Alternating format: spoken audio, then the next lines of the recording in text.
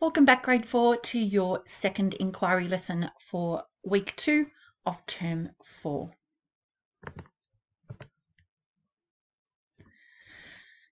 Our aim or our learning intention is to be able to discuss the diversity of Australia's First Peoples, to be able to discuss the longevity of Australia's First Peoples, to be able to sequence information about Aboriginal people's lives and events. Success criteria: I can identify Australia's First Peoples.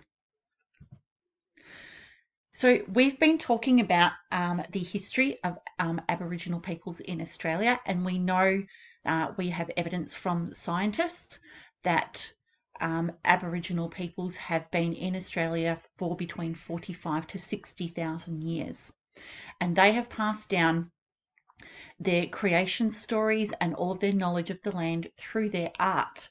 So Indigenous art is really important. Indigenous Australian art is the oldest in the world. Some rock carvings, body painting and ground designs are more than 30,000 years old. Art is an important part of Aboriginal and Torres Strait Islander people's life because it connects the past and present, the people and the land, and the supernatural and the reality. Indigenous Australian art can include works on rocks, ground, canvas and fibre. Modern methods include printmaking, fabric printing, ceramics and glassware.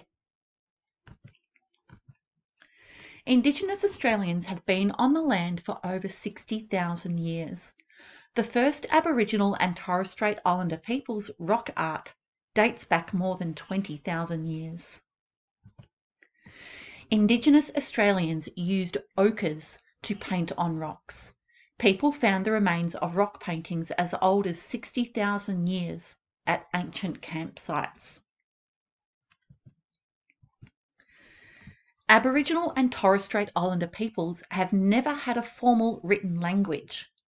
They use art to write down important stories for their children. It is important for Aboriginal and Torres Strait Islander peoples to pass on information to keep their culture and dreaming stories alive. Indigenous Australian art is based on storytelling.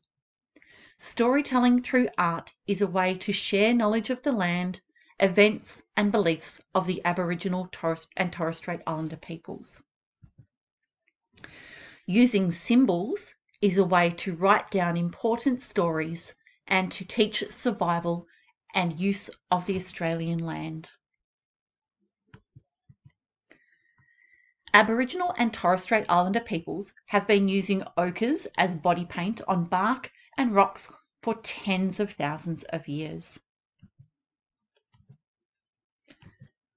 Ochre pigment. Ochre was the most important painting material used by Aboriginal and Torres Strait Islander peoples. It was dug from the earth and it was a crumbly, hard rock. It came in a variety of natural earthy colours from pale yellow to dark red and brown.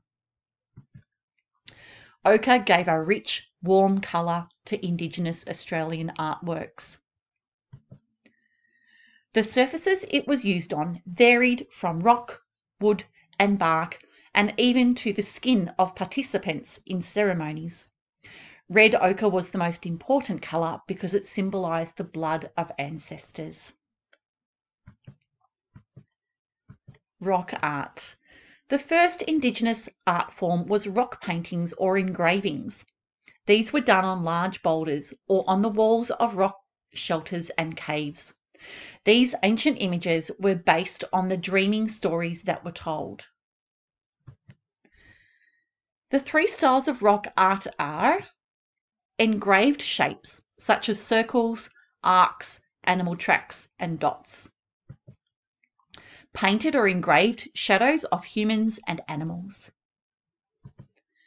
Paintings of figures such as X-ray art that showed organs of humans and animals.